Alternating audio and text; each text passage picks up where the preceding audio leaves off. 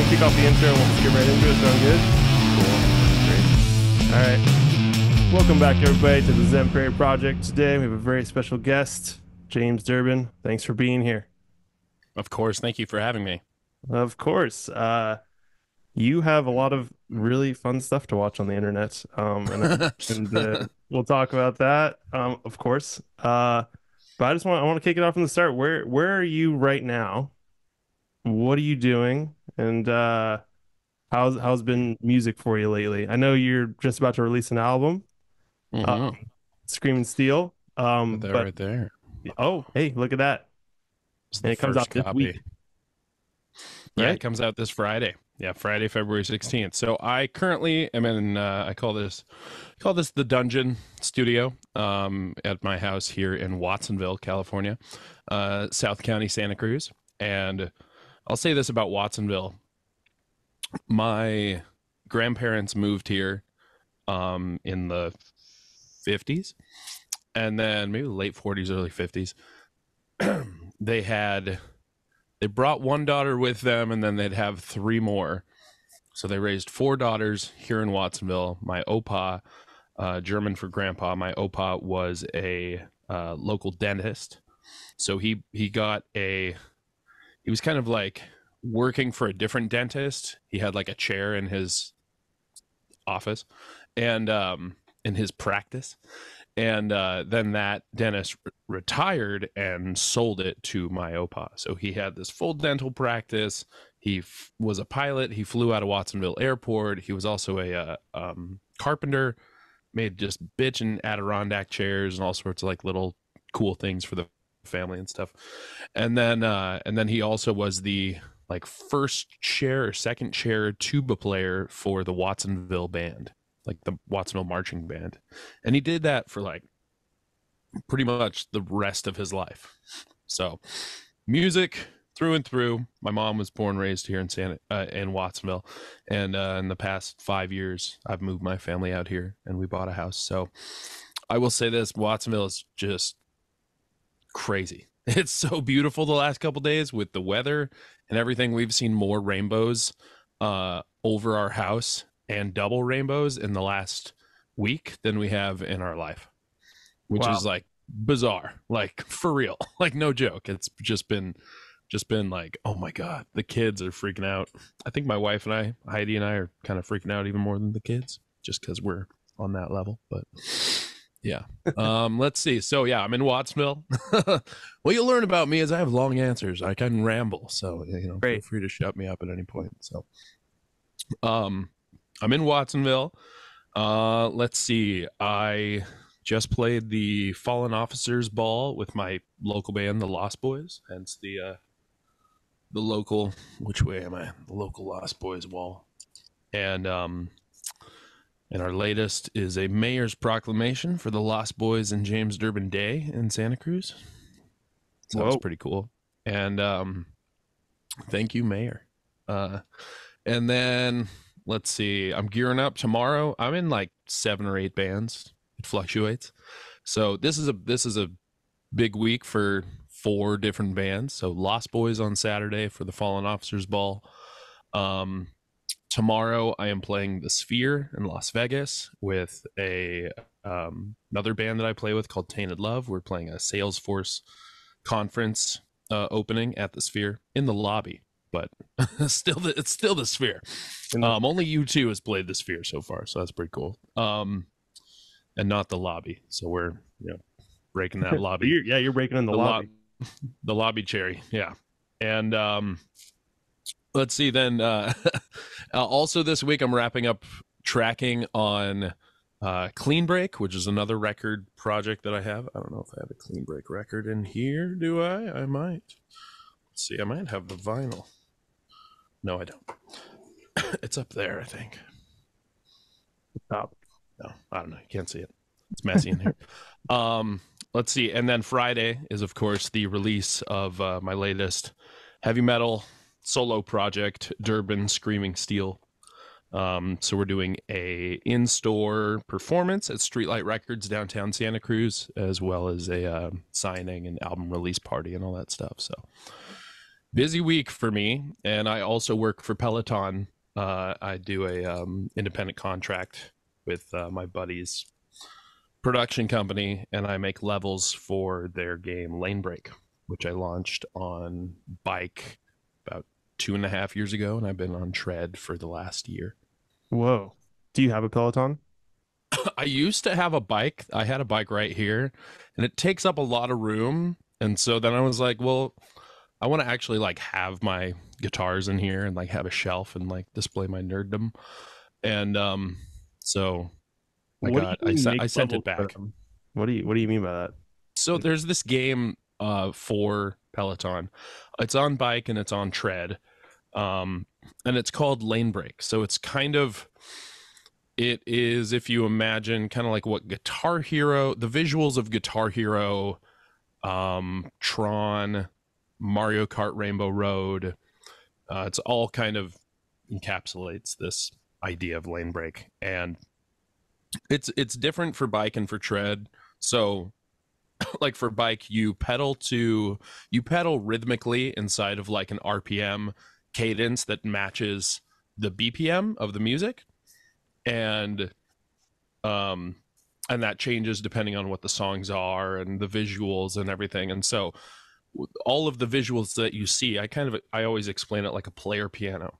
So the piano can play anything that you put into it, but somebody has to manufacture each one of those little tabs on the scroll that goes inside of the, that reads the level or the song. So I make those, and everything is it's a lot of tempo mapping of music mixes that they provide. And like we launched with the David Bowie estate, and we've done a bunch of things. Metallica sucked for level design for trying to like track BPM and create a grid using click tracking and beat monitoring and beat mapping to Lars. That was a nightmare. But it's also the one, as soon as you were finished with it, it was like, oh my god, look at it. That's I would Wow. use that one to show anybody like, what do you do exactly? I'd be like, check this out. See all of these thousands of little lines? Those are changes in the beat.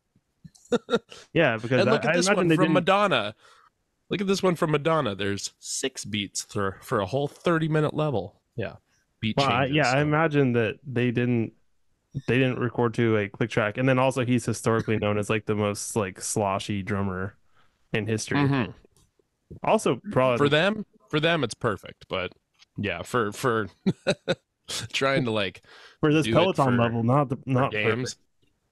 Yeah. It's also my buddy Nick Gallant, local singer songwriter producer here in Santa Cruz, business owner, also works for Disney, head of Disney Interactive for their music, and then also interactive experiences across the board. He used to work on the Guitar Hero games, so Guitar Hero and Rock Band 2 and all those. So this is the same formula that was used to make those games as what we now use to make these games for Peloton. Wow, that's pretty rad. How did wait? Yeah, I feel it's like random. it's so random, but like I feel like it's very interesting. How did you? I don't you don't need to make this a long answer, but how did you land that gig? They just found you. They're like, I think you can do that. And I mean, I imagine you have a certain amount of programming background. I had no programming background. Okay. Luckily, I'm friends with Nick, and we've written songs together. We had a band for short-lived band. We were trying to build it right before the pandemic hit. It was called Homeland Revival. I did an album in 2018 called Homeland, which is kind of a Americana singer-songwriter kind of stuff. And I just, I'll preface this. I'm putting out a metal album this week. I just love music. I've got a ukulele, guitar, like a synthesizer. I just enjoy playing music. So it doesn't necessarily matter what the genre is to me. As if I enjoy it, I enjoy it. And usually I want to make my own version of it at some point. So, um, yeah, I'm like I don't know, journeyman musician that just I There you pick go. my own road. So do you mostly record your albums at your studio, or do you work out of other people's studios? What's I prefer to do my own vocals here just because I know exactly what I'm looking for. And if I am trying to get a take on something, I like to try, excuse me, I like to try to record as much of a full take as possible. And then I will go in, and if there's anything that's kind of like, I can hit that stronger, I'll go in and do it. And what I've found is working with other producers or other engineers slash producers, like the more people in the room that aren't you with your fingers on the mouse or the keyboard, I know what I can get from myself. I know what I expect from myself, and I know like what my level of expectation for what I'm going to release is going to be. So when it comes to recording vocals, I just find that I work better not having to be like, oh, let's hit that again. And they're like, oh, from where? And then you gotta explain, and you gotta be, nope, not nope, nope, closer. The second verse, the pre-chorus, just before the chorus, after the second verse. And where's that part? Like they didn't write the song, you know. It's just like you go into it, and it can just be a yeah, mind numbing. So I prefer to do it here. It makes sense. What about for, drum track and all that stuff? Do you have anybody you want to shout out or For this Durbin album, I had who played drums. It was so much of it was done in Italy and through the record Italy? label, which is Frontiers Records. And so the producer is Aldo Lonobile, and let's see, drums were of course Marco Ruggiero, and then Aldo played most of the guitars, and then let's see, my bass player locally, Mike Roberts, played bass. I had a bunch of guitar players play, a bunch of local guys, Moksha, Dylan Rose, John Yaden Jr., who's now in Austin, Texas, Taylor Washington from Paladin, and Conan Gonzalez from Ex Mortis. Conan plays with everybody. I just saw him with Ex Mortis. I saw him with someone else. I don't know. It was every time I see the guy, he's with a different band, but he's phenomenal. He's a Jackson guy. when did you start working on Screaming Steel? Like what was the concept for it? Because it's, heavy metal album. Like when did you start working on it? When did you start gathering other people to help your vision out? Totally. Well, I signed with, let's see, let's backtrack to 2019. I was finishing up 2.5 years touring with and fronting Quiet Riot. And then after I left QR, Quiet Riot was with Frontiers Records, which is how I knew them. We went over and we did one night in Milan for the Frontiers Rock Festival, and we did a live album and DVD, Blu-ray. And I did one studio album with them right when I joined the band, and then just before, after I exited, I put in my notice, and then they were like, I was like, you can, I'll promote the album. Like, this doesn't have to be weird. And then, the rest is blabbermouth history. But so I exited the band before the record came out. Then the record came out, but the label was like, we like you. We want to keep you. So they kept me, and I signed a deal at the end of 2019 and with Frontiers for I think two albums with an option, and that was a solo record, which ended up being Durbin, The Beast Awakens, which came out in 2021, and then also Clean Break, Coming Home, the first Clean Break album. And so, like, when the pandemic hit, I knew that I already knew that I had wanted to write like a classic heavy metal album, like Judas Priest, like Dio, like 80s Sabbath. And at first I was like, okay, this is going to be great. There was no pandemic. So I was like, oh, I'm just going to reach out to guitar players and work with people and co-write songs and just sing. And then the Panda hit, and I was here. We were at a different place in Watsonville, and I just had my laptop. I had a Lewitt DGT 650 like USB portable microphone interface all in, and I had Logic, and I was like, well, shit, I've got to do this myself now. I've never been much of a riff writer, so um, I kind of just doubled down and got in touch with my inner riff raff and dug my heels in and just tried to figure out like what am I capable of. So what I kind of figured out was I've always loved Tony Iommi and just his how he can do so much with seemingly so little. Like he can work within this little box, with like the first 4 or 5 frets as far as like his riff, and sometimes even the first 3 frets, you know. And figuring out, okay, what can I do here? What can I do that's puts this sound of this album in 1982, 1983? Because from there I want to, the next record I want to go a little bit more 84 to 86.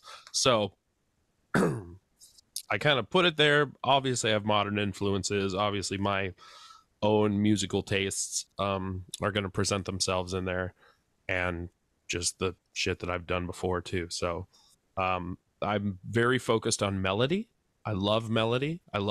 Like I said, I love all kinds of music. So that comes from my love of pop, of just it has a hook.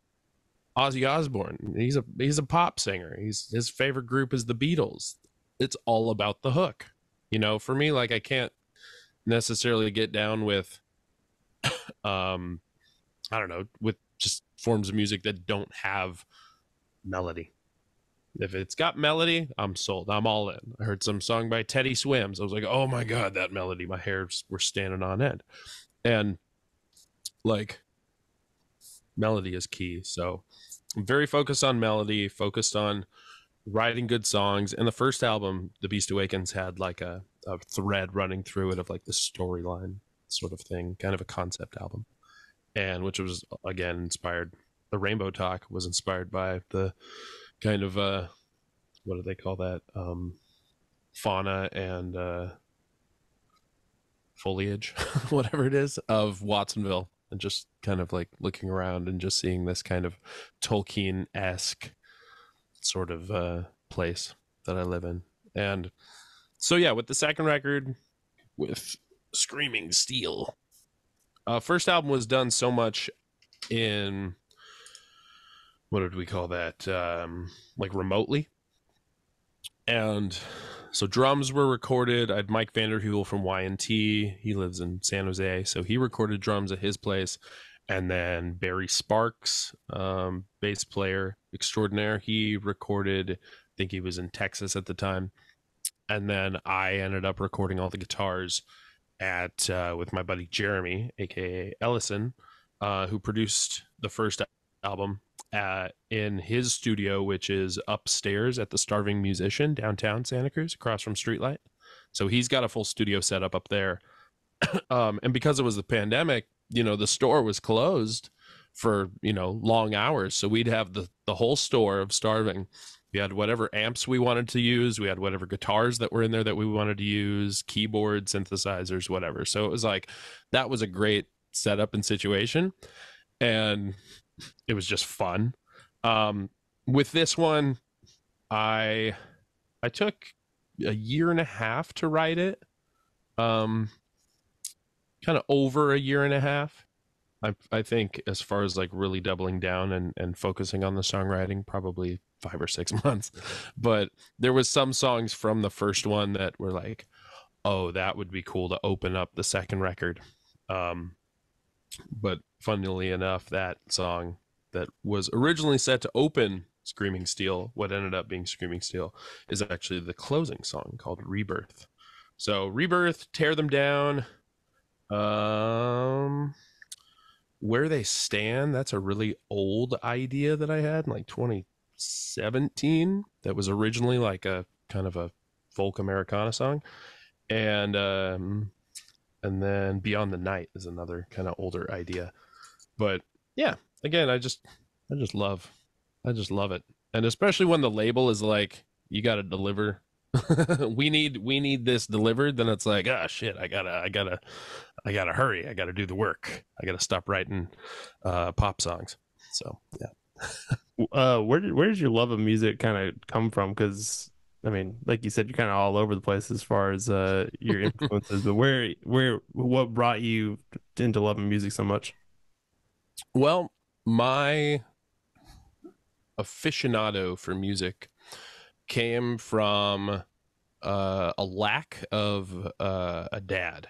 So my dad was a musician. My dad was a bass player here in Santa Cruz, and a lot of people that locals around here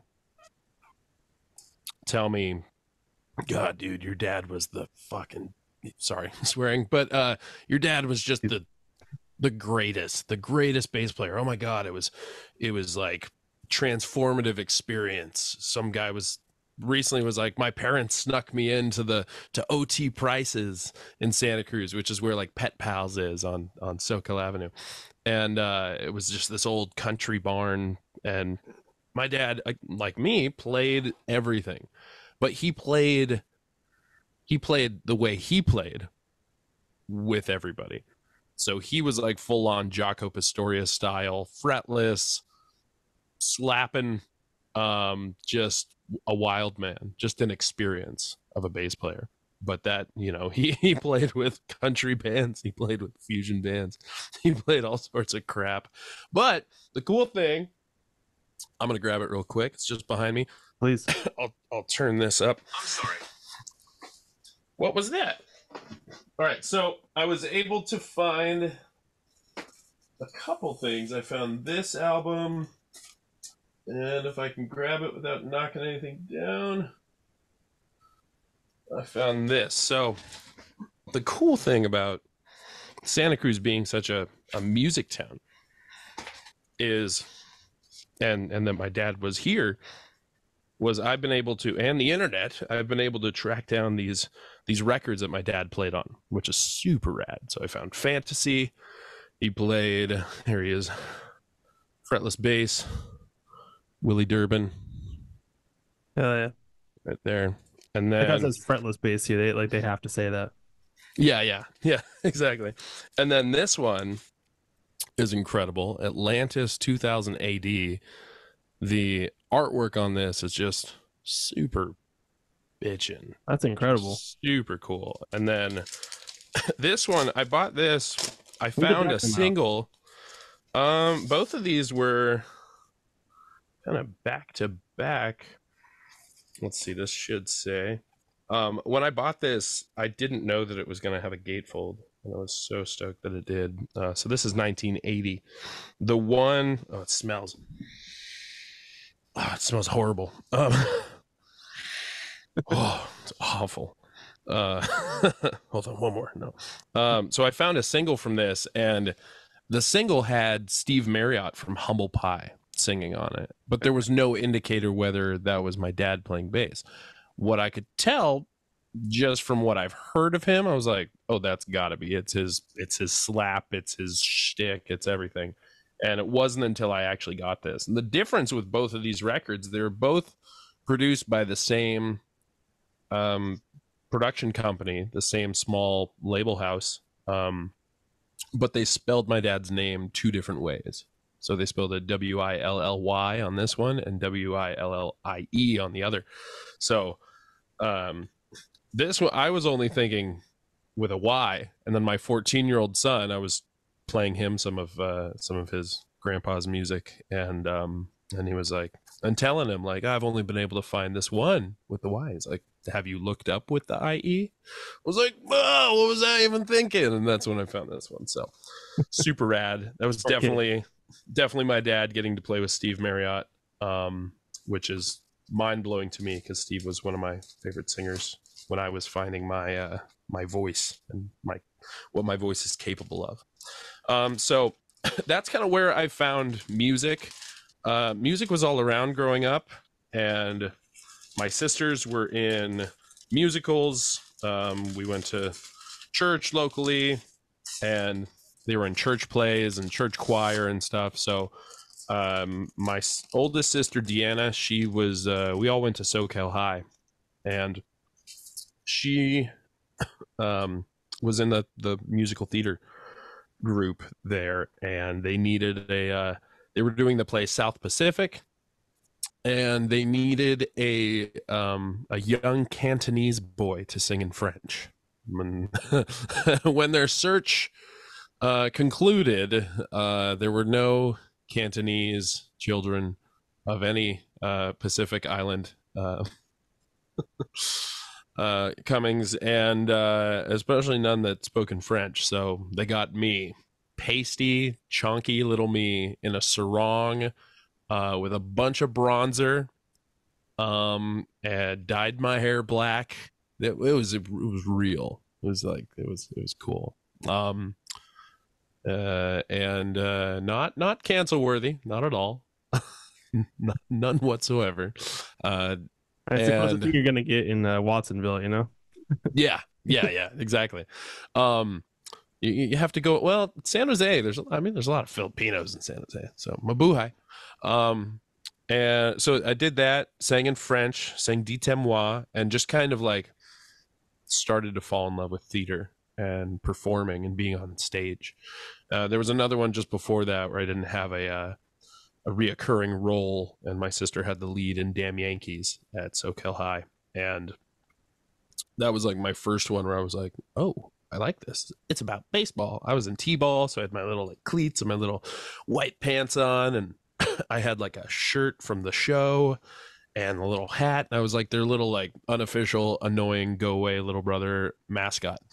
And I went to every single performance that my mom would let me drop me off. I'd get a dad's root beer and a pack of junior mints and just bye. And so the very last night of those performances at the high school, they would all kind of goof off a little bit. And so for one of the songs, they brought me on stage, and I knew the song, I knew the choreography. I just took off. I wasn't in the ensemble. I went right to the edge of the stage, and just upstaged everybody and did the whole like dance and everything, and the hey, and was like, oh, this is so cool. I'm up here, y'all are down there. Like, that was a first for me, because I was bullied, I was picked on, teased for big ears and dead dad and all that. So which sucks, but I'm glad I can laugh about it now. But that was like, oh, I can do this. This is a possibility. This is cool. And so I just kind of kept going with that.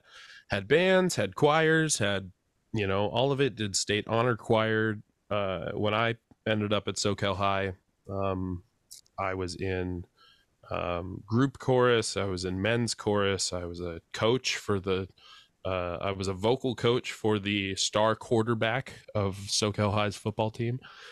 Which was hilarious because I wore a trench coat and carried a briefcase. So real polar opposites. And then let's see, I switched schools. I joined a band, metal band called Leviathan. Started finding my own voice through theater, through a guy named Drew Sarich, who is a Broadway guy.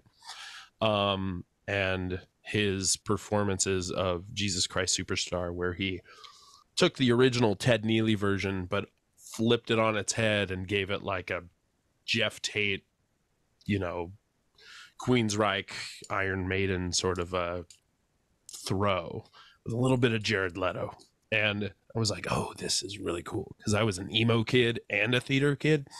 And so like to have that and then find metal and be like, oh, I don't have to be depressed like everybody else is, because I'm not depressed. I'm just working shit out. So yeah. And then when I was 19, I met my wife, and I had just auditioned for American Idol for season 8. Didn't make it past the very first round. Was like, screw that.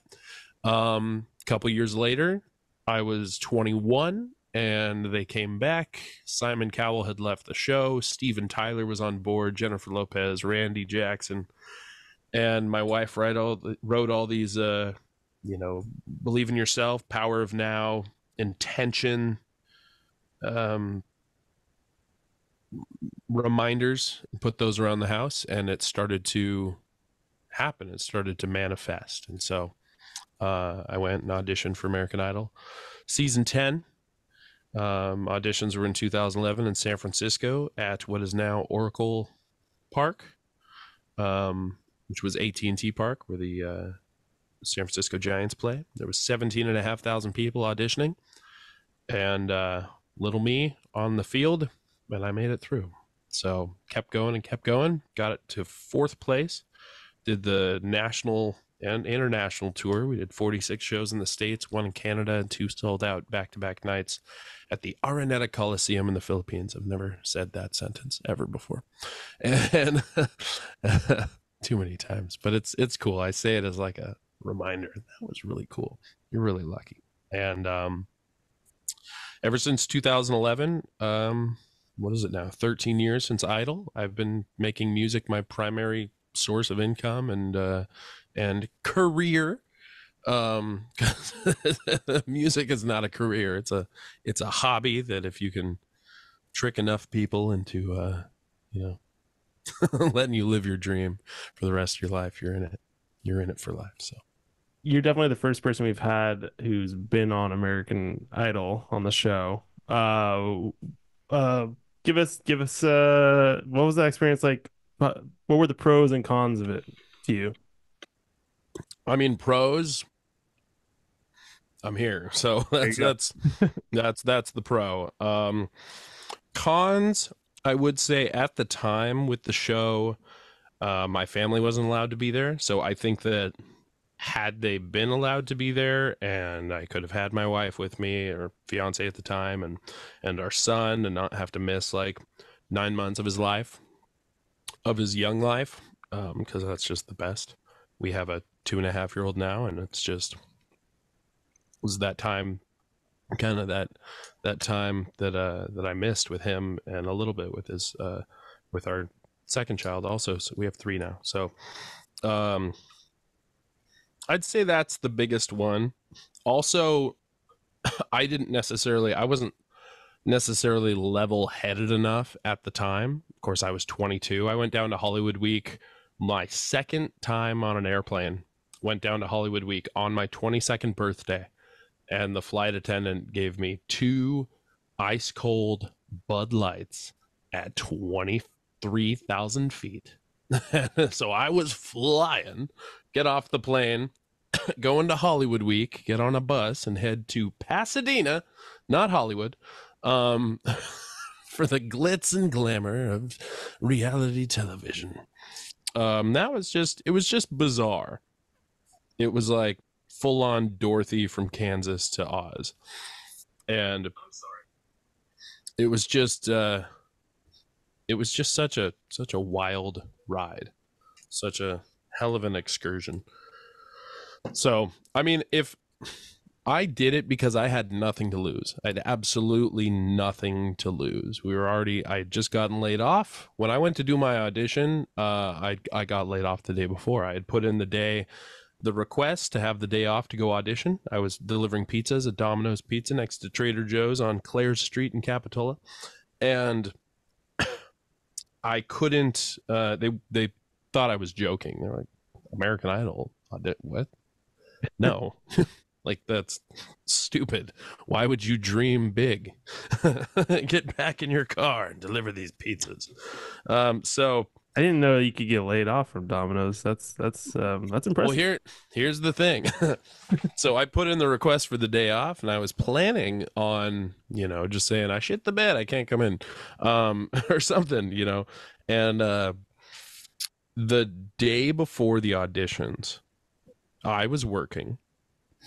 And when I go in to clock in, I noticed the kitchen was quite packed.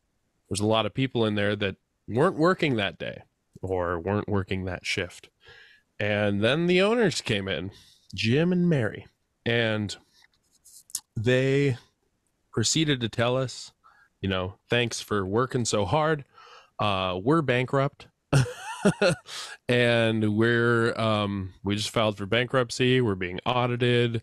We're fleeing the state. Like they went to like the backwoods of North Carolina, and they were just like, peace, y'all are out of a job. Like, you'll be paid, but you're out of a job. So literally, like that, if there is no other sign of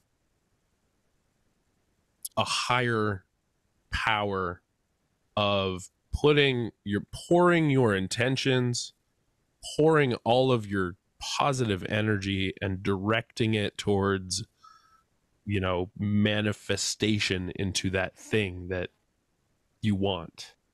If there was no clearer like proof of that, I don't know what is. I do not know what is. It's just like, oh, it was like, oh shit, I'm out of a job, but also I was gonna not show up anyway. But now, yeah, it was so weird. I literally just went home and told my wife, like, yeah, we all got laid off. Is this weird or is this weird? Yeah. So, yeah. I mean, American She must Idol be as a so supportive whole, of you. extremely supportive. Yeah. You just got laid off at Domino's. You're gonna try out for American Idol, and she's like, "I still love you." That's cool. Yeah. Oh yeah. Yeah. We were living in the cheapest apartment in Santa Cruz at the time, which was like $875 or $950, and which, if you can believe that it ever cost that much to live in a 1-bedroom apartment. Yeah. Like a mile from the beach. It's just bizarre. But Yeah. we later found out that our neighbor is a guy named Jeff Turner. And Jeff Turner is famous for being the Tiffany stalker. Tiffany, the mall singer from the 80s. She had 2 notable stalkers, like full-blown stalkers. He was also the Alyssa Milano stalker. Later, I think he scaled a wall of her compound in LA, and with like a samurai sword or something. Whoa. Like, he wanted to get it signed, clearly, because that's what real men do. We get samurai swords signed by Randy Jackson and Alyssa Milano, apparently. So, yeah, he brought her a gift of a sword. So, like, I had these shoes I was done with. They were roached. They were Iron Maiden Vans, like Killers Vans. And I'd throw them away, and every time I threw them away, they'd be sitting on top of the trash can right there.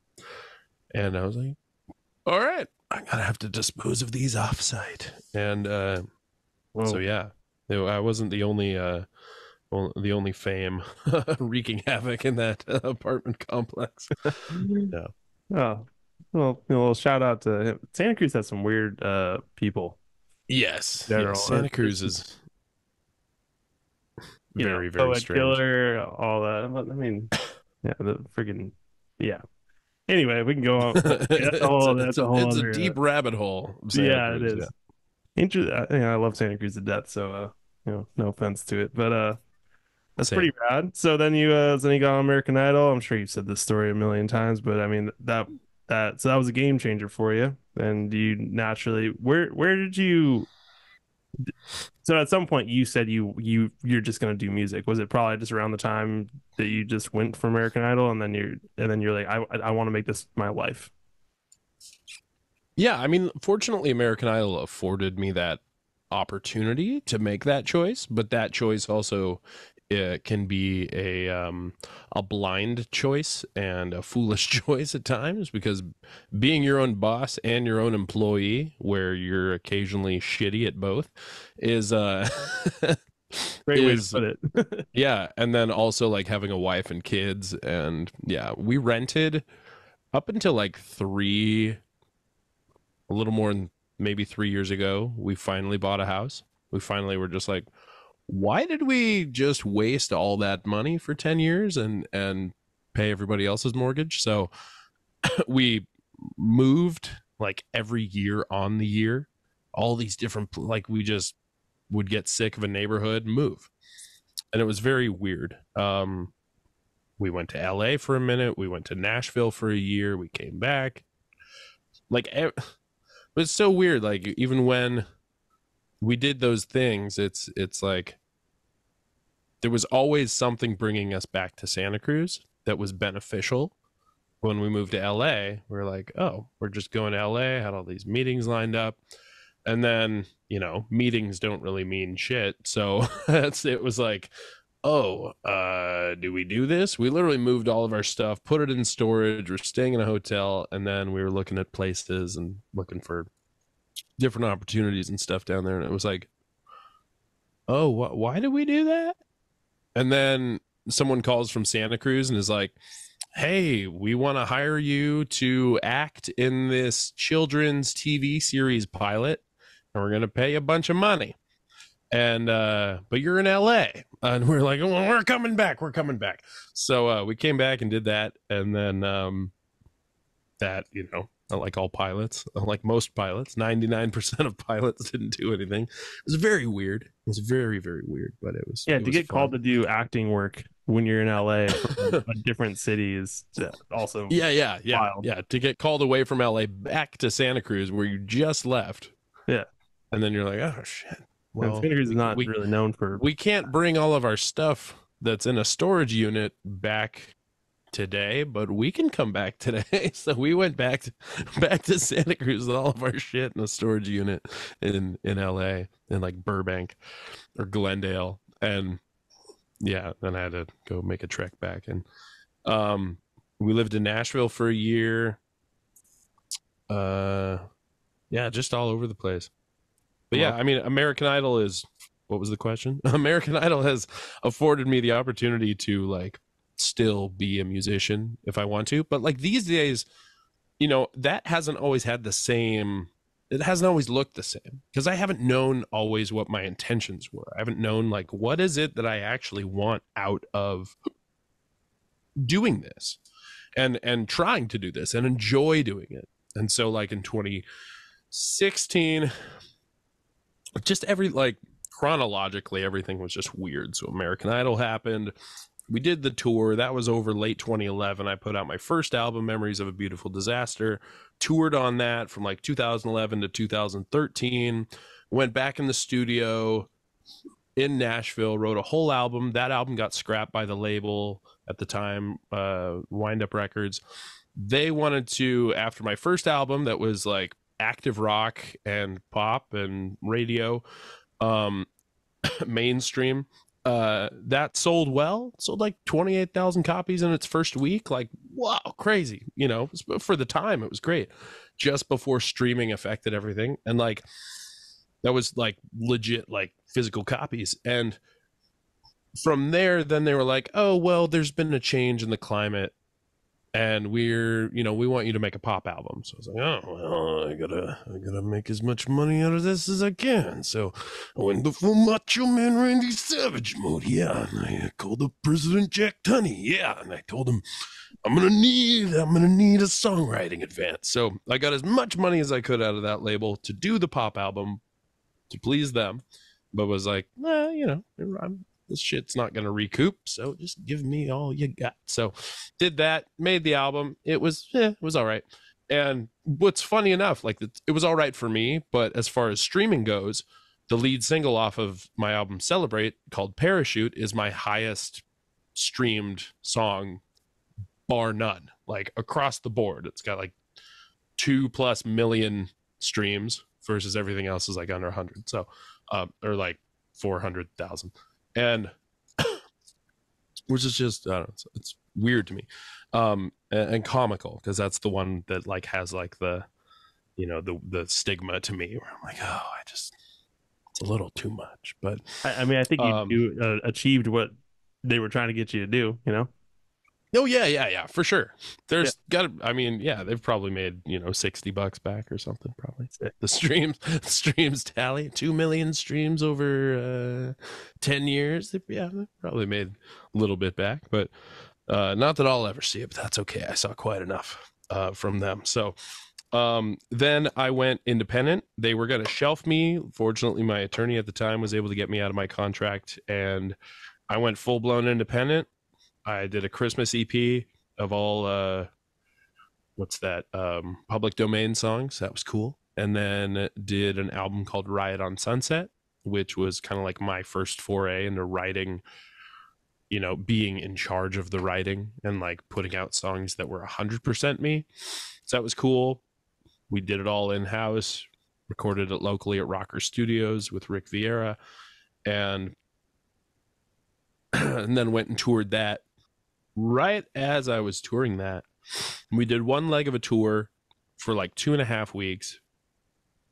Then I get 2 phone calls, like in the same day. The first phone call is to be involved in a Las Vegas residency, and which I agreed to. The second phone call was from Quiet Riot asking me to be the singer, which because I had agreed to the Vegas thing, they were like, no, we're not going to share you. Like, we're not, whatever. So have fun. Good luck. And so that was chapter closed on that. Went to Vegas, did that. That was a, whew, that was weird. And shitty management from that.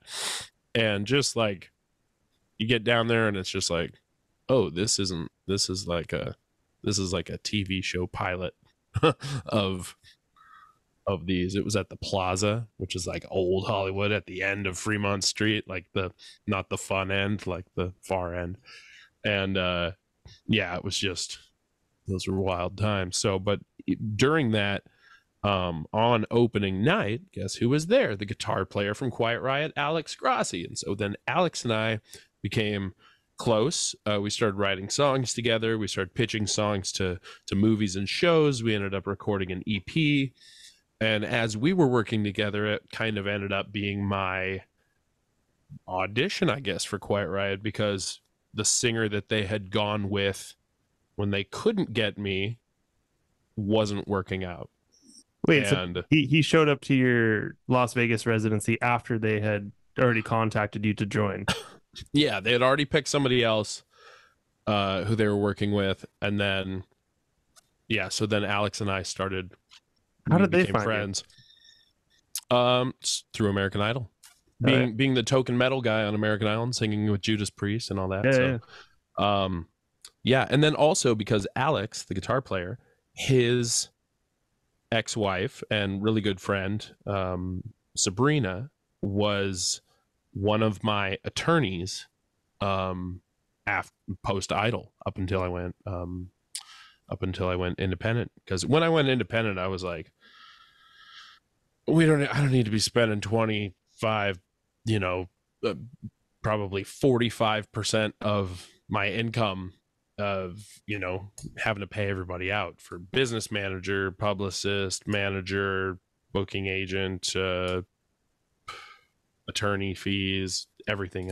So I'm like, well, if I'm doing everything myself, it's, people are doing it. So it's just going to be me like figuring all this shit out. So it was fun. Glad I did that. Very glad. And so, went and did Vegas. The Vegas show thing ended. Alex and I were working together.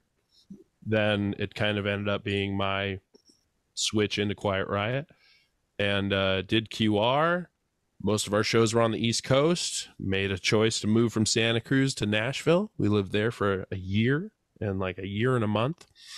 And then we're just like, this is hard, being away from family and everything. And every fun thing that we planned to do got rained out, tornado sirens and stuff like that. And all of my friends that I knew out there, like when they were home, I was on tour. When I was home, they were on tour. So only got to see a little bit of people.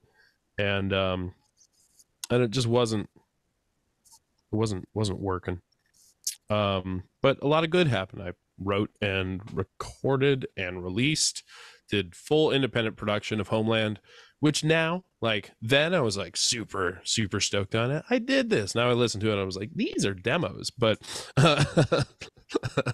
I'm no engineer. These are demos. But we did that. We did that through Pledge Music. That we did did 2 albums through Pledge, Ride on Sunset and Homeland. Homeland happened right after the whole Pledge bullshit when they went bankrupt and lost everybody's money, and luckily I had gotten the first half of my advance of funds that were crowdsourced, so I was still able to cover all of my expenses. I just couldn't have the second half to cover, touring and whatever else promotion I wanted to do, and that's my fans' hard-earned money. It's bullshit. So anyway, did that, put that out while I was with Quiet Riot, was able to tour a little bit on that, but yeah, moved back to Santa Cruz, finished up a little bit of touring with QR, yeah, and then left, You don't. and then We can immediately always signed with Frontiers, and here we are. we could always pull this out of the interview, edit it out. But why did you leave Quiet Riot? Was it just because you wanted to be around family more, or whatever? I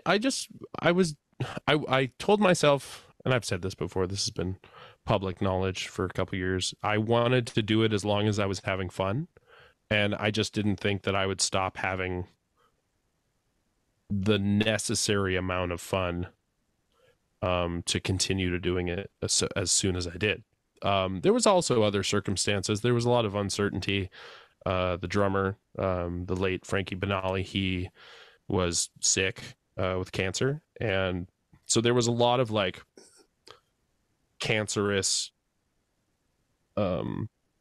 feelings also happening at that time. I had already kind of made up my decision to not continue, and then I was, discussing that with the other guys in the band, and it just kind of became negative. It was very negative, but it was, and I've also said this too, like I was taking away a lot of, how do I say this? How do I say it? How I said it before. If I was still having fun or not. And then also what we go back to is, you asked like, how have I made the choice to, make music my career, and how am I able to support my family and make it a career? And that's taking chances on myself and going with my gut and going with my heart and just going with what is necessary. And when I can't keep paying for rent with a credit card and actually have to start making money and supporting my family, like that's when it's time for me to leave and take a chance on myself again. And when I left, like even when I was with Quiet Riot, I couldn't use, and this is again public information, is I couldn't use the Quiet Riot name. So like I still can't, I still don't have it up on my bio on my website, or my bio on my whatever, like, and it might be edited off of Wikipedia, I don't know. Like I don't care. Like it's just like when it gets to that point where it's like you contribute, you do something for a group, or you work a job, it was an independent contractor thing, so I signed a contract, and I can't, according to that contract, the fine print, I can't put sang for Quiet Riot from 2017 to 2019, like which is just funny to me. But still, if that's the the lengths of the fine print, then it's it's not something I want to advertise. But yeah, so yeah, did that, left, and with no blurb about having been with them or with any of that. I immediately booked on this really cool show in Punta Cana in the Dominican Republic with a bunch of other former idols and Voice and Dancing with the Stars dancers, and So You Think You Can Dance. Did these really cool shows out there, and was kind of the host and the main attraction of those. And we did a show with Bret Michaels when we were there, just randomly all ended up in one place. And then just things were just bubbling and things were good. And right before I joined QR, I was gonna play with this band called Mustache Harbor, and so I jumped back in with them and been playing with those guys, and Tainted Love, who I'm playing with this week and at the Sphere. And just like I wrote my intentions, and I've had them here on my computer for like the last 3 years. And they literally say, I have not changed it because my intentions have not changed. It is I, James, will and intend to have financially successful tours with an easygoing band. It didn't specify a metal band, a pop band, a yacht rock band, an 80s band. Didn't specify. Have multiple concerts booked each month, opportunities coming at me, and too much fulfilling and financially satisfying work and stability. Ever since I wrote those intentions, not even a week after I wrote those intentions, my life has changed. Like, changed. And because I know what I want, I know what I don't want. For the longest time, I told the universe, I told myself, I want to sing for an established band. I want to be so much fun to sing for an 80s band that, you know, lost their singer or whatever, and like bring back that, you know, that level of intensity and performance and you know, showmanship and all that. And I did that. Like, and it was, it's not that it was, I don't feel like it was undervalued or underappreciated. Like, I got great standing ovations everywhere we went. And it was, I had a blast on the shows and I had a blast from the moment we got on stage. And I had to convince the audience that they were in for it. And that by the end of the show, they were going to be cheering their asses off for me, and approached it like a pro wrestler would, about working a crowd. And you know, every crowd is different, and every crowd, you don't know where these people came from, where they're going, where they are in life, but they paid their hard-earned money to be here right now. And whether they paid that money knowing you were going to be here, or who the fuck you are, or care or don't care, like, they're going to get the same exact show. Doesn't matter if it's 300 people or 30,000 people, they're going to get the same show. So which is, you know, it's taxing. It's taxing. And especially when you're having to will yourself up to that level and convince yourself that you're still, you know, have that kind of mindset when things leading up to the time that you're on stage aren't as positive as the time that you're trying to convey on stage. So these days, I have no worries. I'm busier than ever. Last year was insane about how busy it was. I'm also on a TV show. I'm on Access TV, Top 10 Revealed with Katie Darrell. I do that. I do voiceover work. I've been in these, again, thanks to my buddy Nick with Disney. I've had the opportunity to audition for these great voiceover projects. I'm the voice of the fucking Turbo Man doll from Jingle All the Way. And got to do like Star Wars stuff with Amazon and Disney and Alexa and Frozen and just all these super cool things, and singing stuff. And yeah, I'm just, and I work for myself. I'm still an independent contractor. There's no fine print because nothing is written. No one cares about having anything written. You're only as good as your word. We take care of each other. I take care of my band. The bands I'm in take care of me. I take care of them. You know, I get the job done. I'm getting like more shows coming at me than ever before with these bands for private shows and corporate shows and travel shows and home shows. And I'm just, I just enjoy playing music and want to find as many different avenues to play music as possible. I've toured, but if you've toured and then you've also played like static shows just in and around where you live in like a 2-3 hour range, I can leave. I can kiss my wife and kids goodbye. I can be here in the morning when they wake up. And that's the big one, because there's nothing more gratifying and there's no greater verification and validation than that of the people that actually care about you, you know, being here or not being here. When I'm not here, I know I'm missed.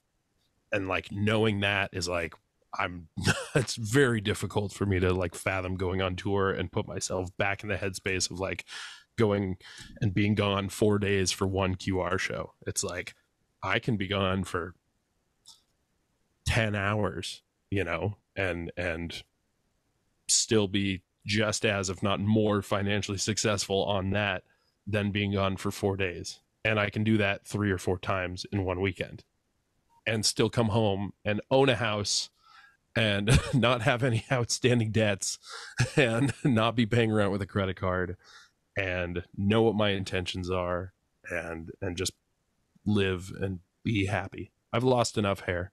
This hairstyle hides a whole lot of hairline. So, that's me. I got two, I guess a two-part question then. Like, how did you come up with your intentions? And because that very well put. And then also, what advice do you have for people that want to do similar lines of work as you, for getting out there? So, answer that however you may. I mean, with your intentions, it's my wife Heidi was just like, baby, you need to write your intentions. You need to figure out what the hell it is that you want, because what you have now ain't shit. So like, it's you got to figure it out. So I mean, I didn't know what I just kind of like wrote run of the mill, as vague as possible. Obviously, I want to have financially successful tours, shows with an easygoing band. All of the bands I'm in are easygoing. The Lost Boys here in Santa Cruz, easygoing. Mustache Harbor, so easygoing. Tainted Love, easygoing. Clean Break, it's a studio album, easygoing. I play with myself. I play solo acoustic, James Durbin Unplugged. I just have to put up with myself. So, and my metal band, Durbin. Did I say Durbin? I don't think I said Durbin. Durbin. It's super easygoing. I realized this is the thing. I think this answers both questions, but I'll delve into the other one too. But and this isn't to say that this is a fact of everyone I've worked with before, because it's not. Everyone has their days, but you don't have to work with assholes.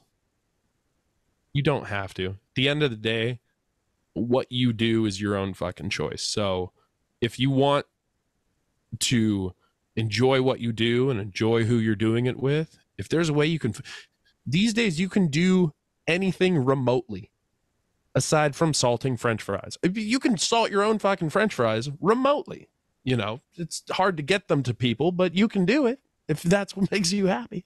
But I doubt that's what makes you happy. So, you gotta put a little garlic salt. That's a secret. No, so like, I just learned that. And if I'm not enjoying something, I'm not gonna put the effort and the energy into doing it. And if it's something that I love doing, like performing, like songwriting, like all of this, there's so many different ways to do it. And talk to people, have friends, reach out to people, go to shows. I started going to shows. I went to like one metal show last year, and it like not having gone out to shows, just staying home and enjoying whatever bands I find. I went to a show at the Blue Lagoon in Santa Cruz, which that was work. Having to go to the Blue. The sound is the shits. The whole bar is a dive. It's a shit show, but it's there's an essence there, and that's where I had the first headlining Durbin show, was at the Blue. But I went to the show, and the guitar players from all the bands were incredible. I networked. There were 4 bands on the bill. The 2 opening bands ended up opening my Durbin show. And then the 2 headliners, I got both lead vocalists and they're the lead vocalist and lead guitar player, each one of them, in the 2 headlining bands. And I got them on Screaming Steel to play solos. So like, it's just networking. You got to network. Don't be an asshole, and you don't have to work with assholes. And the thing that I want to get out of life most, which is why I went You know, I did something for the love of it and the enjoyment of it, even though I put my family through financial hardship and put myself through it, but I was enjoying myself to a certain extent. And the one thing that I want to gain most from life is wisdom. It's not money. It's not toys. I love toys, but it's wisdom. Um it's wisdom. I mean, there's no greater value in life. It's like all of the ancient wise teachers, you know, Gandhi, Jesus, the Buddha, like all of these characters in life and stories are like, they were, people went to them because of what they had to say. It was their take. It was their, you know, the way that they saw things, from what direction they viewed the world from. And that's like, you know, that's built cities and leveled cities. So like, you know, it's great to know the difference in a situation, um but you've got to put yourself in those situations, and you have to fail. You have to try. You have to fail. Like, I wish everybody nothing but the best of success. Eventually it is inevitable, but in order to find that success and to know that your success is not your success is not success when you compare your successes to the successes of others. Your success is your own personal success. You are better this time than you were last time. You achieved it when last time you fucked it up. Like, I thought so many different times that this was a success, and it led to a failure. And all of these different failures continue to build upon whatever success, you know, I have in other people's eyes. Other people look at me, I'd imagine some people would look at me, some of my fans are just like, he's so successful, he's just had this amazing career. In my eyes, I'm like, really? Like, I lost that, I failed there, I didn't meet the expectations, I didn't meet my own expectations, a label's expectations, didn't recoup that, no one came to that. That was a loss, that was a write-off. Like, but like, it's because I'm still here and I'm still trying and I'm still making an effort and I'm still having fun. And I think that's like, when you have the confidence of that, then I think that you're invincible. Mm-hmm. You just have the confidence that you know you're going to fuck up, but you know you're going to, once you do succeed at that and you don't compare that success to somebody else's, then you're happy. I also start things like, if I'm doing something new, I start with an expectation level of zero. Zero expectation. I breathe in the good shit. I exhale the bullshit. I just go in and I'm just like, you know what? If there's 5 people here, I'm going to be stoked, because right now I'm expecting nobody to be here and everything's going to go wrong. like zero expectation, not even like expecting anything to go wrong. I'm just like, I'm okay with however this presents itself. This is what's gonna happen is gonna happen. I'm gonna have the best outlook possible on this. I'm gonna be kind to everybody. Everyone's gonna get the best of me. Because even if there's one, I had a show one time. It was 2016. It was the Riot on Sunset tour. It was me. I had a 4-piece band, so me and 3 others. We were in Salt Lake City. We played a venue called the Loading Dock. It was a fucking loading dock. Okay, and there was no marquee. You know who came? My mom and my aunt were on a road trip, and they surprised me by showing up to this show. Who else was there? The band members of the other 2 opening bands, and one 16-year-old girl that took a fucking train for an hour and a half to be there because I was her American Idol. And she bought the VIP package. All And right. and She was going to get her own private show before the show, acoustic, solo acoustic.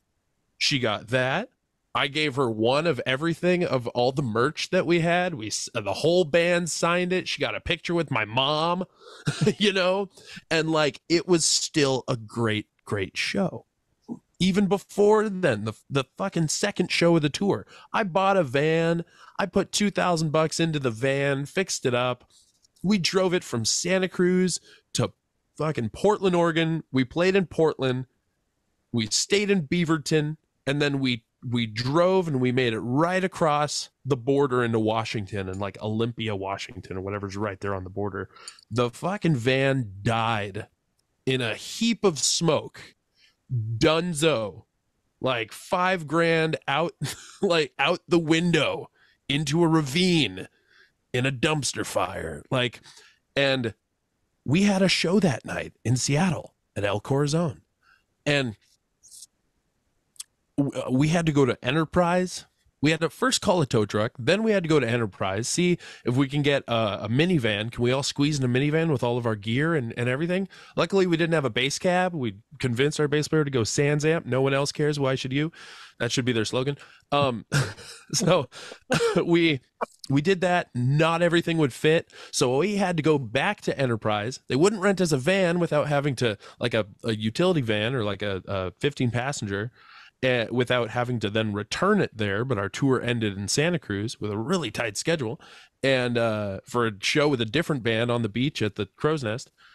Another nightmare there, but all these little nightmares and things. And like we ended up renting 2 cars, so we split the band in half. Me and my guitar player, I drove every single night because I didn't trust his grandma driving ass, and then my drummer and bass player switched off in the gear with the minivan, and then we had like a Jeep Compass or something, and then we had to continue the rest of the tour with 2 rental cars. Okay, like it was bullshit, but we made it to Seattle that night. We were headlining. We got in there. There's like 85 people in there. That was good. We were stoked. We got in there. We were like, it's gonna be a throw and go. Before I had to go and get the second car, I got really high. And so we were just flying to Seattle, just coming down off that bake train, and pull up into El Corazon, and throw and go. Literally everything from both cars onto the stage, played the set. I got like one of my favorite pictures of me ever during a show, doing a full-on David Lee Roth Van Halen 1 backbend. And played a great show. Nobody knew any of the songs we were playing. It was just a hippie fest, and it was awesome. And that was a great tour. And somehow we made money. I don't know. But like it was, you know, we just said, fuck it. What's going to happen is going to happen, and let's just enjoy it, because we were just like shooting ourselves, you know, theoretically. Just like over this bullshit moment of just, you know, happenstance. And to experience that, to experience $5,000 in the can, like second day of the tour, whew, like you could just be like, you know what, fuck it, we're canceling the tour, we're all going home. Yeah, that's rough. You know, or you can just be like, you know what, we're gonna rent 2 cars, we're gonna you know, there goes the hotel budget. So we're going to stay in some bullshit tiny places that we're going to book when we're 45 minutes away from wherever we feel like stopping when we're too tired to continue. And we're going to turn this into a real grand adventure. And I guarantee you all 4 of us have stories for days, and all 4 of us have different outlooks. But, you know, if you want to make this your career and you want to do it, like, you'll find ways to do it. And then you'll be like, yeah, I'm not going to do that again. Like, I have the wisdom to not make stupid decisions like that anymore. But, you know, it's yeah, life is fun. Just life is great. People have so many different outlooks on life. And I saw an Anthony Bourdain thing a bunch of years ago where he was in Italy, and this old woman had just drained all the blood out of a pig to make blood sausage. And she's sitting in her kitchen. She's like in her late 80s, early 90s. She's just, in Italian, she's just like, life is long, enjoy it, live it, do what you want to do. And just hearing that like outlook on life, just being like, you know what? Yeah, life is long. Live a long, like if you have that outlook on it, you're gonna do what you want to do. You're not gonna be like, oh, the time is ticking, the clock is running out. I didn't do what I wanted to do. Oh well, that sucked. Bye. Like, it's just love your life, love your opportunity at life. And Yeah. What would yeah. you say to the little bullied James Durbin? If you could um talk to that kid. Hit him back, ho. No. There's a song. Don't get mad, ho. Hit him back, ho. Um yeah, there you go. In a nutshell. I don't know. I just say, like, don't forget. Don't forget that this is stuck on my cable. I just say, like, just keep going, you know? I don't know. I don't really subscribe to that because, like, you see what happens if you go back in time and you like kill a butterfly or you like move a chair. Like, it's like, you know, Keep going. I guess that's a, you know, I think if I went back, I'd fuck with somebody else, not with myself. okay. Not with myself. Yeah, I'd go up to the bully. You know, like, I don't know. I mean, everything helped to shape me. You know, growing up with Tourette's and like growing up like autistic, high functioning autistic, which explains a lot, especially for this interview. But like growing up that way, like I rollerbladed. I still rollerblade. Rollerblading's fucking awesome. Aggressive inline, yeah. And like I was at the skate park and I was stressed from school and my Tourette's, I was like making faces. Some just shithead skateboarder kid was just an asshole, knew him from somewhere else. And he came up, he thought I was making fun of him or like mocking him. He came up behind me and punched me right in the temple as hard as he could. And just like blinding lights, just like instant tears, bloody nose, even though I didn't get hit in the nose. And just like, whoa, what just happened? And like just the fallout from that and like having an experience like that and getting jumped like that and just like having different outlooks on life and outlooks on people and just like being like, oh, that sucked. So like I could have had, you know, multiple responses, but I walked away. So again, you don't have to work with assholes. Yeah. Some assholes are not worth working with. Some assholes can't be worked with. So it's, you know, just don't be one. There's enough of them out there, you know. We don't need to be assholes. I like we can that. just be good people and have a good effect on people because, like, you know, again, you don't know what somebody else is going through. Mm-hmm. I mean, I knew what I was going through in that moment, but I don't know what he was going through. You know, he could have been being pressured to join a gang. He could have just, you know, he could be looking for initiation. His dad could have beat the shit out of him. Like, I don't know. So like life is a different experience for everybody. And it's just, yeah, I just kind of choose to like view things differently and not hate on people or things, you know, which is kind of difficult. It's definitely difficult being a musician, being a rock musician or a metal leaning musician, especially with this record coming out this Friday, Screaming Steel from Durbin. But doing that is like, people are just, I don't know, music fans in general are just really like volatile, especially on the rock side. Which you know, which explains why my next album will be a follow-up to 2018's Homeland. Just me and my Recording King acoustic guitar. But yeah, so it's just, I don't know. I ramble. I ramble, but there's little, you know, morsels of wisdom and good truths in there and things that people can take away. So if you need to heavily edit this episode, I understand. It'll just be I'm definitely not wisdom spew, which is great. It's all been golden gravy.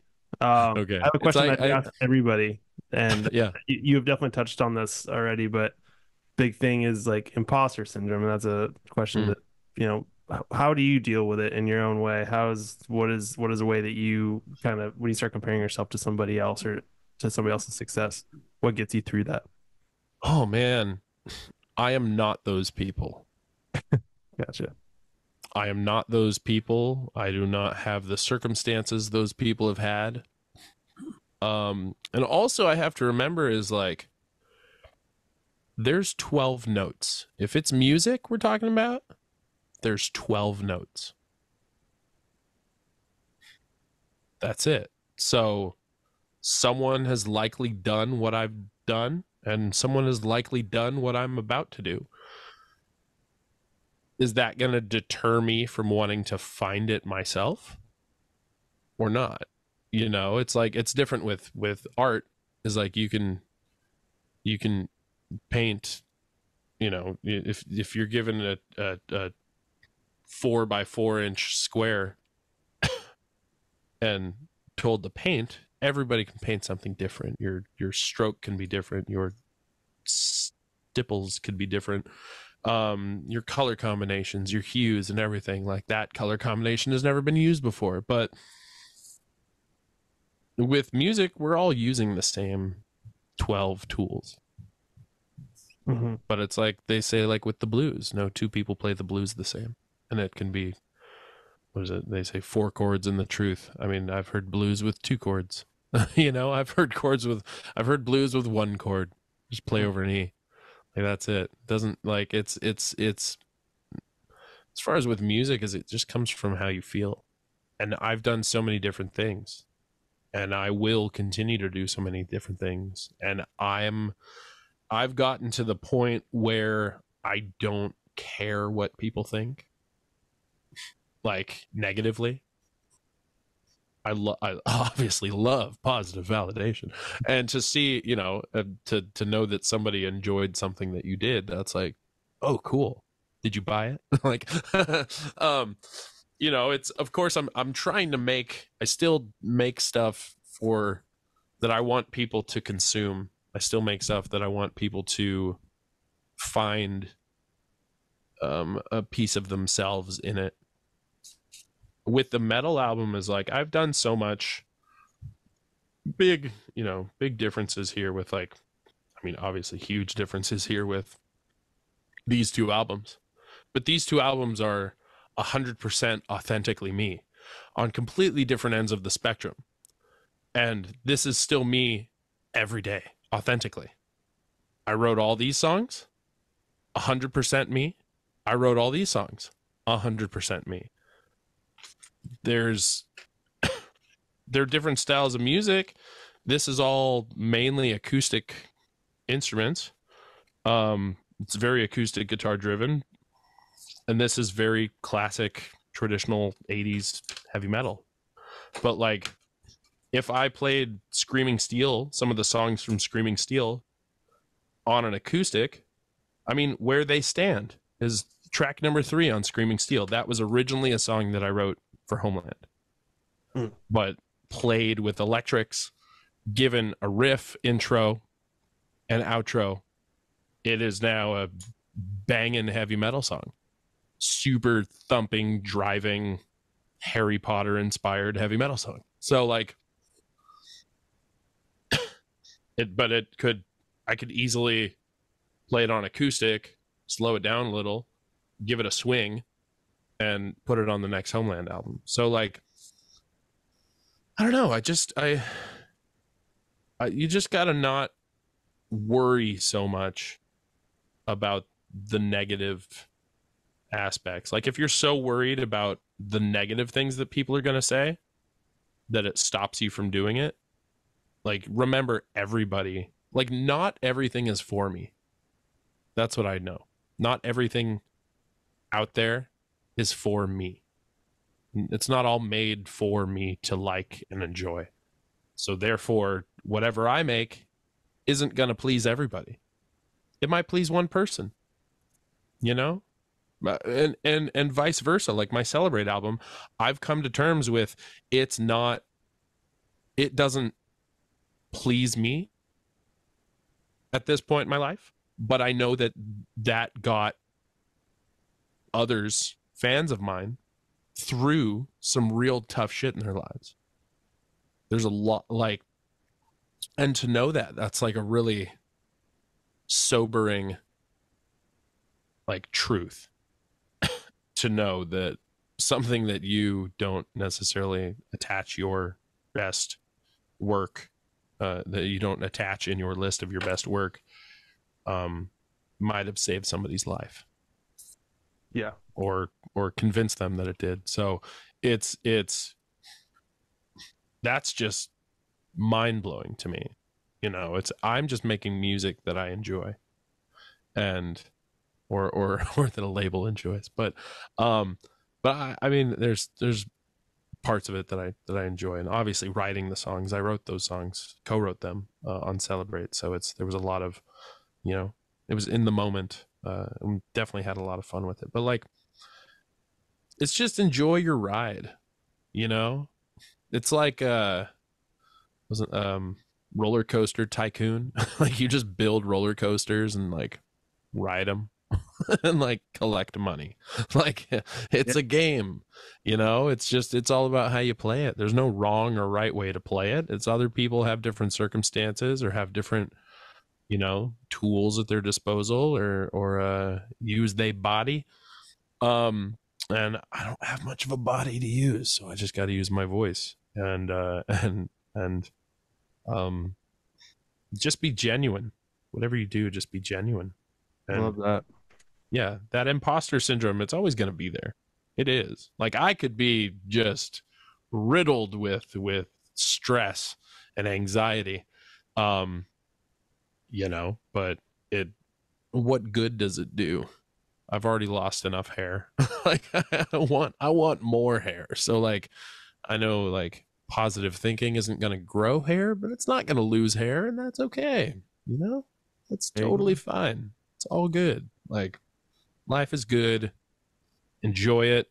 I don't watch the news. I don't subscribe to any news channels or things, because there's always going to be bad shit happening somewhere. But you know, you're in charge of your own life and how you feel.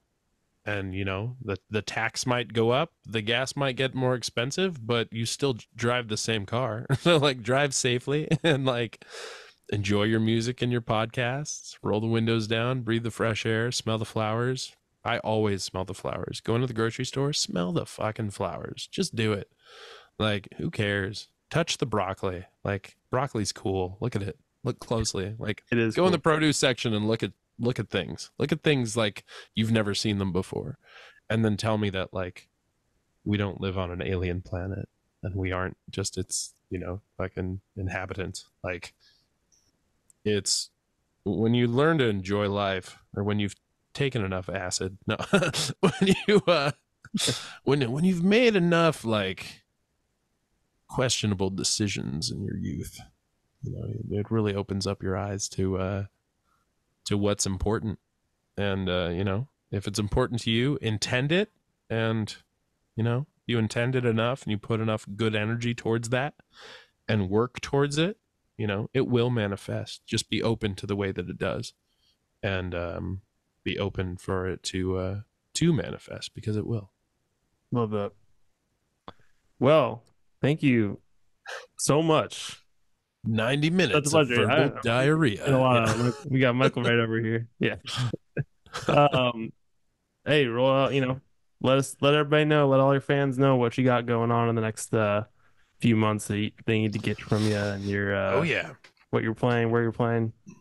What am I playing and where am I playing? Like I said, this week, if you've been with us since the beginning, this week is this Friday, February 16th, is the debut and international release of Durbin Screaming Steel. We can get somewhere in there. That's Beautiful. my cat. His name is Bear. He's a good boy. And yeah, it's fun. It's classic heavy metal.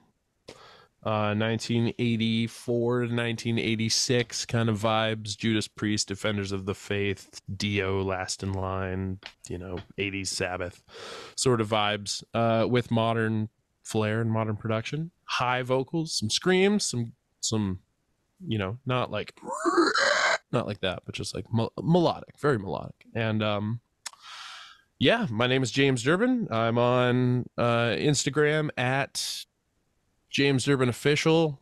There is a TikTok at James Durbin Official, but it's abandoned. We'll go back one day. There's some stuff there. YouTube, James Durbin Official. I do, not on schedule, but I do stuff. I do one-take vocal videos and occasional vlogs and Q&As and that sort of thing. There is a Twitter. It'll always be Twitter. And that's at Durbin Rock. Facebook.com/Durbin Rock. There's still a Facebook. And JamesDurbinOfficial.com.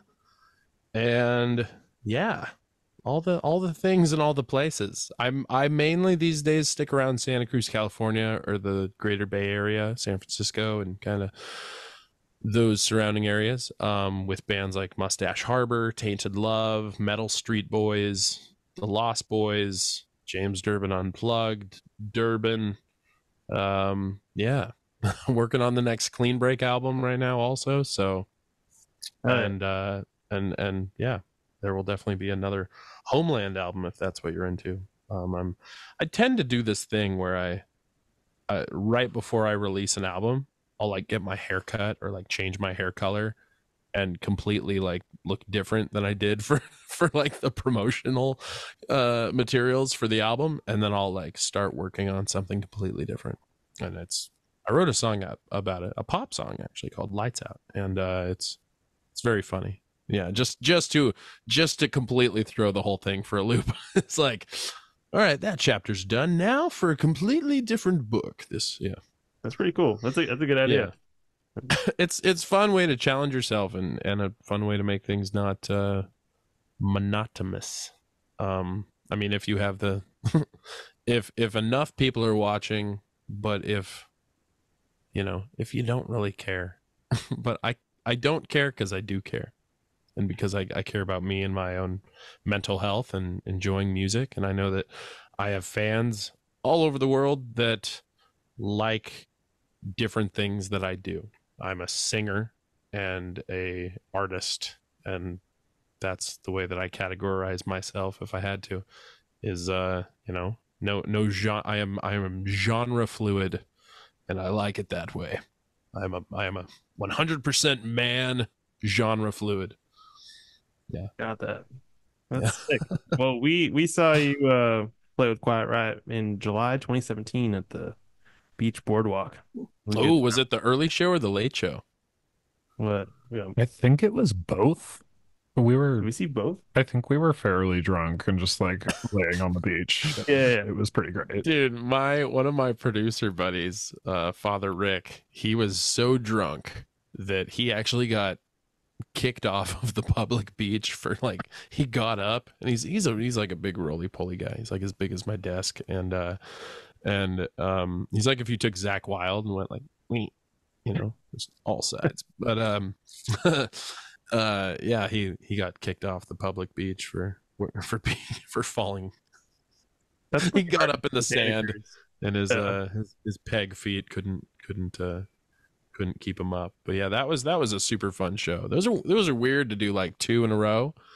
But it's so cool to just I had done it before at the Boardwalk Bandstand stage, but for those guys in QR that were just like, the fuck is this? There's like rides and people eating schnitzel and like and here's Quiet Riot. It was the pony show next door. It's like, you guys, come on, this is really cool. Like this is unique. It's it's where Tony Capello played saxophone all greased up in chainmail. So it's an honor.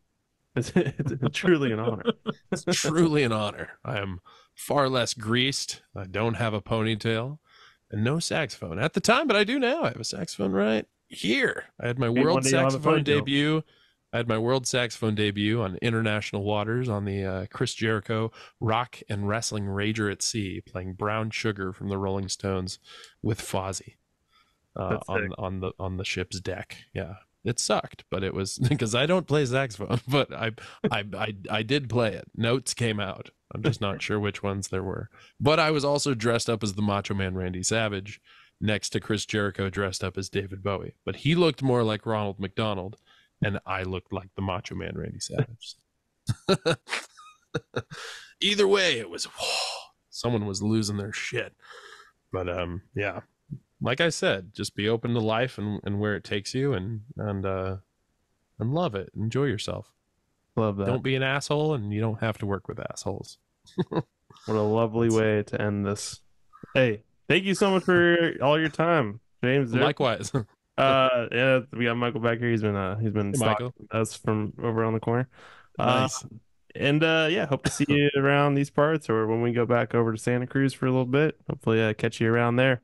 But yeah, awesome. Thanks again. This has been a pleasure. Totally, same here. I appreciate it.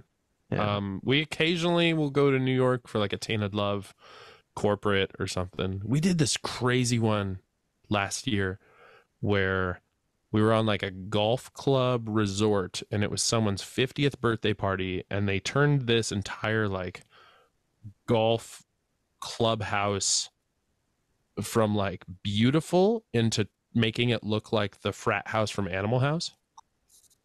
And they had like Rob Bass, and they had us, and they had like all these like DJs from the 80s from like, you know, Queens, and like these guys with one hit, you know. And yeah, Rob Bass came out from like a fucking elevator from the ground, and they put in all this like brown shag carpet and like big things with like spray paint all over, and like they literally trashed the place. They spent like $1 million trashing this beautiful property just for like this one party. So people are fucking crazy, but we did stay in the city. So if I do that again, I'll reach out. That sounds very New York, you know. Yeah, it's definitely money make it worse. And, yeah, from Santa Cruz to there, I'm like, ooh, where am I? People do shit like that here. It's awesome. It is awesome. That's dude. Like I'm playing the Salesforce conference in Vegas tomorrow at the Sphere in the lobby. In the lobby, but you know, I think U2 is the only band so far to play the Sphere, lobby or none, and I will be singing "Pride in the Name of Love" in the lobby of the Sphere. Hell yeah! Yeah. How many people does that fit? The lobby part? The Sphere itself or the lobby? The lobby. I don't know. Well, I think when people exit the Sphere or enter the Sphere, they have to go through the lobby. And they have to go through the lobby. So it could fit a lot. I think there's like 3,000 people for this particular corporate event. That's a hell of a lobby. That's a hell of a lobby. Yeah. And I'll be decked out in neon from head to toe. So it'll be fun. Well, have an incredible time. Thank you. I appreciate it. Yeah, can't wait for the album to come out and check out the rest of the songs. Yeah, Hollow's out already, so yeah, Hollows and Screaming Steel are out, and then the next I think on Friday we're doing a feature single. It's supposed to be a feature single of The Worshipper 1897, which is about a mountain cryptid creature that was published in the Santa Cruz Sentinel in 1897, called The Worshipper. This trippy story about this guy that came from Boston, and he met this old woman in the woods, this old gypsy woman, and she told him about this treasure in the Santa Cruz mountains, but a creature guarded it and crosses itself with the sign of the cross thrice, and like all this stuff. So I just took this article and was like, that's a lyric. That's sick. Turn that around. Took this story and turned it into a song. It's fun. Dude, I've not heard of that. That's rad. Well, can't wait for it. Awesome. Hope you have a great rest of your day, and hope you and your family are doing well. And thanks again so much. We'll see you next time, all right? Too blessed to be stressed. Too blessed. I feel ya. Hey, for the love of God, please subscribe to our Patreon for like $1 a month. That would help out a lot. Podcasts are, fun fact, really expensive to run. and I really enjoy doing this. So if you want to keep on seeing stuff like this, help me out. Also, like, subscribe, do all that fun stuff, and I really hope you enjoyed it, and we'll see you next time.